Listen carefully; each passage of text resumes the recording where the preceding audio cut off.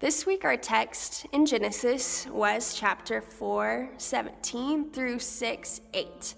And so, as you've noticed, we got a lot of information. And I don't know about you, but when I'm given a lot of information, I get overwhelmed really easily. And so one of my first instincts through reading through these couple of passages was to just get it out of my brain and onto a piece of paper.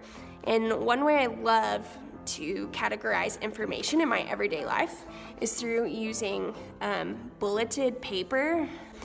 If you can see, it has these little bullets, and it makes drawing horizontal and vertical lines a lot easier. And so I went ahead and printed some out for you too, and I made you a grid. But if you would like to categorize this information in a different way that makes more sense to you, by all means, please do it, and you will find some more dot paper on the back of your handout. First off, I'm going to put the very first person in both of the genealogies that we'll see in these passages, and that is Adam. And I'm going to go ahead and write down the meaning of his name is mankind, and I'll get to these two boxes later. Okay, so now as we travel down, I am going to go ahead and just draw a little line to make it very clear that these are going to be two separate lines from the two brothers that were birthed from Adam and Eve. And I'm going to do this left line in red. So Cain, we see that in 4:17. And then for the right line, I'm going to use a different color to really help my brain. I love categorizing information with colors. And that is Seth that we see in 5:3. And so as you go down this line, you will see that it ends with, instead of just one more son after Lamech, it ends with his 3 sons. So I went ahead and drew 3 boxes, and they're a little bit bigger because a break in the pattern in his line happened where the author, Moses, made sure to write their job occupations. So if you would like to write that down as well to note why that might have been a significant break in the pattern, you can. Jabal was the father of those who dwelled in tents, so I'll go ahead and write that down. And so then as we lean to Seth's line, we see that there was a much more detailed pattern. We get a lot more information with Seth's side, and so we're going to go ahead and write that down. One thing we're not given, though, is the meaning of all of these sons' names, but it is a great practice to always be watching, especially in the Old Testament, for the meaning of people's names, because the authors usually are very particular about showing us how their names relate to their personal attributes and their qualities of their personality, or even their purposes, what they're born for. And so to dive deeper into that, I'll write down for you a website that I love. It is BibleHub.com. And it is a great online resource that has free lexicons. So as soon as you go to their homepage, look for the button or tab that says lexicon and go there. And a lexicon is essentially just a dictionary for those original languages like Greek and Hebrew. In our case, we're doing Hebrew, and so once you get to the lexicon tab, you'll go to the specific verse that has each character's name listed, and then you can look up the definitions for those names. And you can also use resources such as concordances or just general Bible dictionaries to look up those names. So I'll go ahead and start us off. Seth's name means appointed. So you can continue to look up the meaning of those names. And then these 2 lines are both going to be numbers because they're ages. So the text, for some reason, gives us the age that each of these descendants were when their son was born, when the next person in their line was born.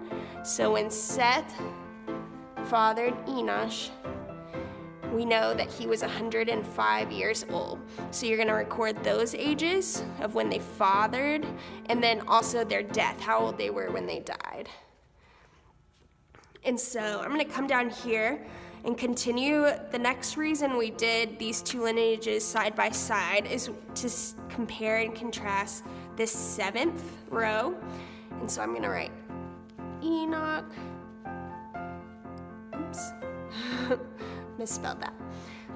And his name means dedicated or disciplined. And we see that that is the opposite of Lamech, whose name means brought low. And so that's just an important thing to note. And then also, Jen kind of did what she called Methuselah math. And so I'm going to write down Methuselah's information, and Lamech's, his son, who is the father of Noah.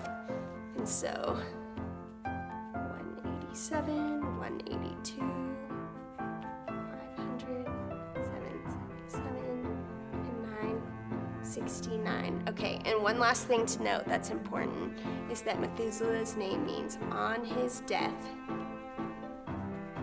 it shall come. And we talked about how that is a prophecy.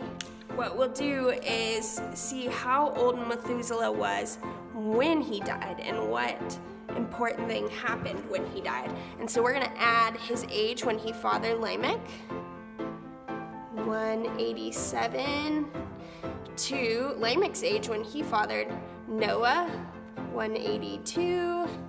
Those equal 369. And then the text tells us in chapter 7, verse 6, that Noah was 600 years old when the flood came. So we're going to add 600 to this number. And as you'll see, the number is 969, which is the same number that Methuselah was on his death. And so the point being that this prophecy did come to pass. On his death it shall come. What came? The flood did. But Jen also pointed out that when you have all of these ages written down, you can see that Methuselah was the very oldest of all of these lines. And so it is a great mercy that it was his age and not the youngest that God chose his life to represent a coming of the flood. And so we see God is both merciful and just, even when our minds can't quite wrap around that. And so there you have it. Just like these 3 boxes were a break in the pattern of Lamech had 3 sons instead of just listing 1 son that he had. Noah, we're also told, has 3 sons, so you can go ahead and write their names down, and we'll see how they are going to be significant in our next set of genealogies as we progress through Genesis. And I would encourage you to, as we progress through Genesis, if there are passages with a lot of information that just reading through confuses you or overwhelms you, I would just encourage you to get it out of your brain and on a piece of paper, visualize it, draw it, paint it, whatever you need to do to really digest the text.